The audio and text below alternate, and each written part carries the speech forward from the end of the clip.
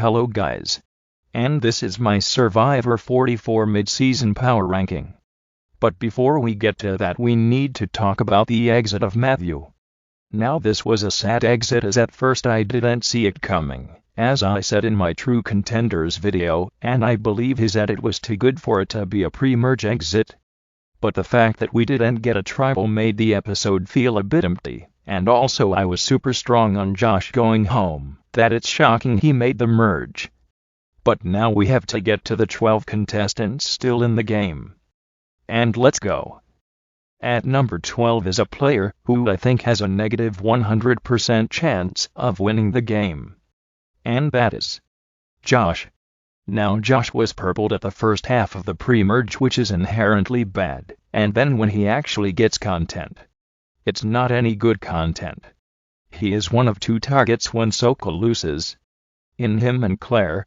He then believes he is the swing vote and in the best spot, and we proceed to see Heidi tell the tribe to get rid of Josh next, and they all agree to. This is already bad, and when we learn the tribe swap is happening with Josh going to Tika, he is openly on the bottom and needs his idol, or he is going home.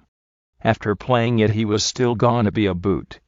He makes a fake idol and gets mocked by Jam Jam, and is just portrayed as an idiot. It is pretty likely he could be the merge boot, or one of the next 2 or 3 boots, but if he gets to the end he will be a goat, and will not win. And with all this, I have Josh at number 12. At number 11 I do have another swap player. Jamie. Now for me, Jamie could be at 12. Since she fell off the boat, she has just been portrayed as a goofball. She literally mostly has silly music playing when it's about her. Jamie has been dunked on mostly every time, such as when she played her shot in the dark.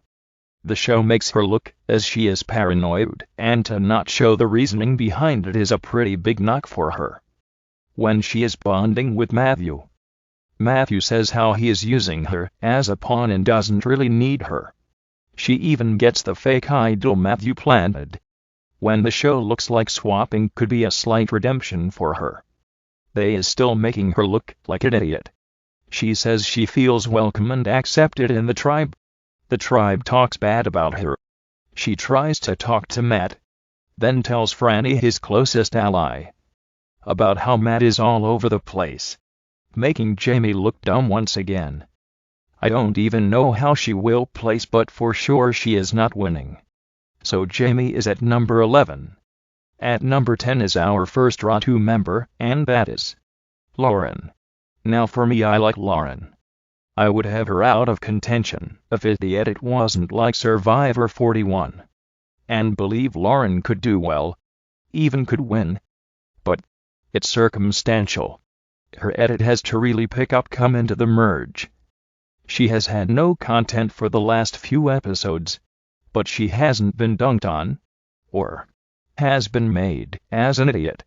So I do have her above these two that have openly been dunked on. Her storyline hasn't been set up. Usually it would need to be slightly set up in the pre-merge. So without a storyline, she kind of just lands at number 10. So yeah. At number 9 is another Ratu member. It is Brandon.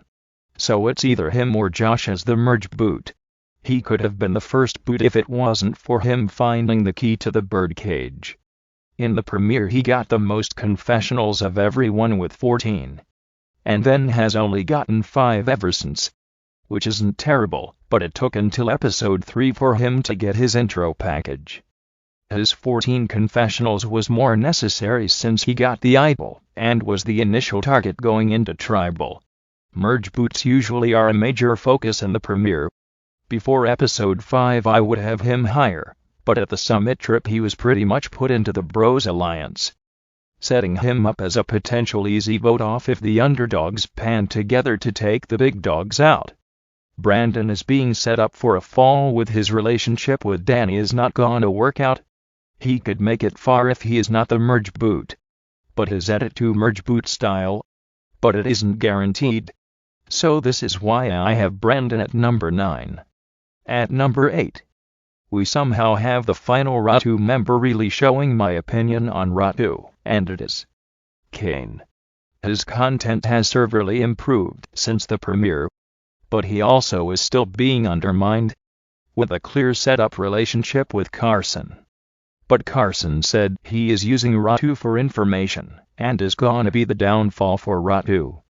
In episode 3 he did get a small story, talking about how he wants to be hero to people, which is a tiny bit of a story which I think is not really that good. But out of the Ratus, Kane has the best edit so far. So I have Kane at number 8. Number 7, and finally we move away from Ratu, and go to Sokka, which is Heidi. Now for me Heidi is another situational figure. She might even be considered the only purple player, which I disagree with. She could be an Erika figure, with a good premiere, who clearly details her storyline by saying how she can be very underestimated. She made the fire for the Sokka tribe. She showed her story which could continue after the merge. Her edit doesn't have the most substance, but she could have a major change being a top contender within the next few episodes. But I have to leave her at number 7. At number 6 is someone who is very mixed in the Survivor community, and that is Danny.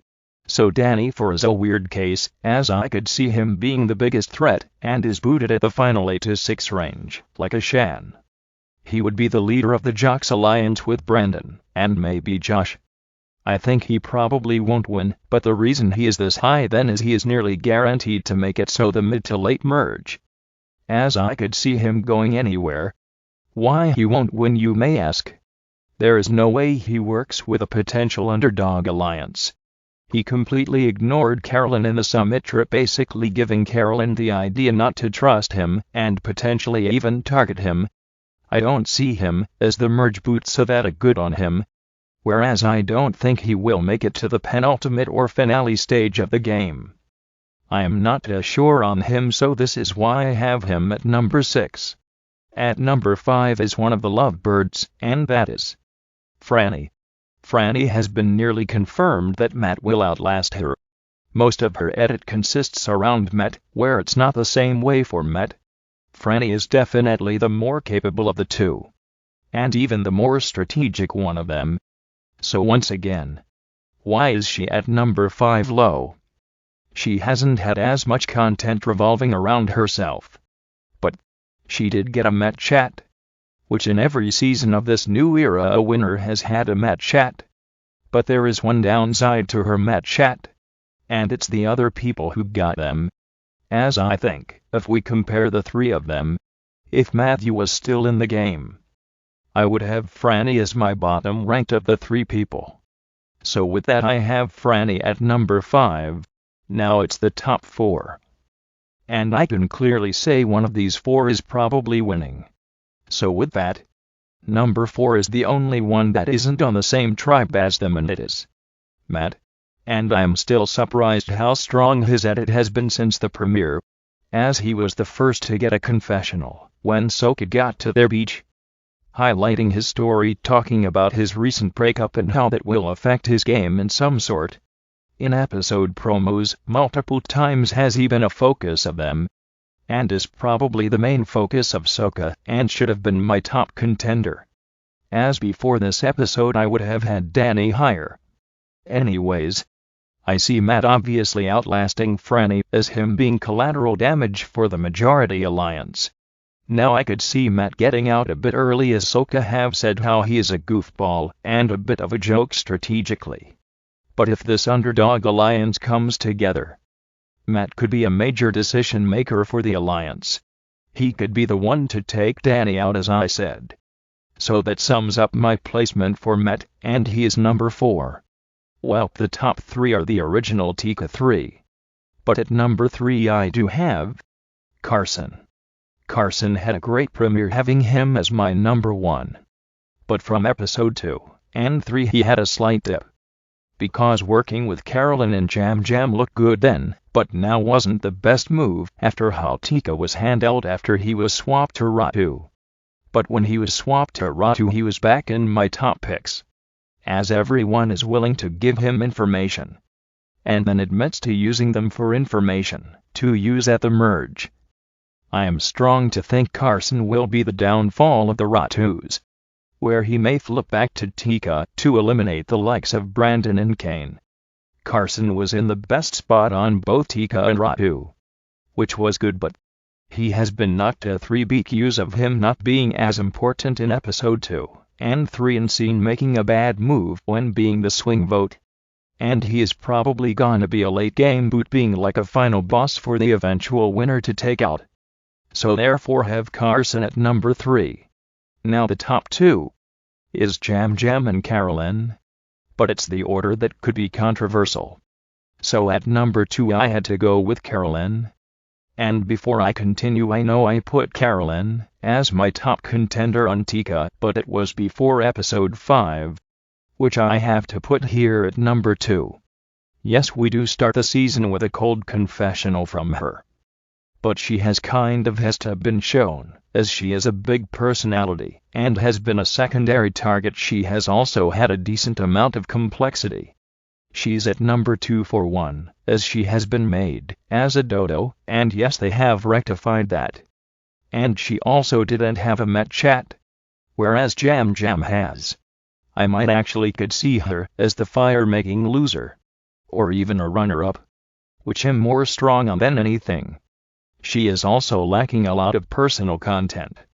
Hers so far has been very stale, as she has many holes and more than Jam Jam. So as I said, at number 1 is Jam Jam. He has had as a very good premiere, very strong personal content about his life in Puerto Rico, and many foreshadows as him winning. When Bruce is medevaced, we see a subtitle from him saying, "We are gonna win this for you." And even when Matthew leaves the game, we don't hear from Ratu. We hear from Tika, and mainly from Jam Jam. Then he did have a bad episode.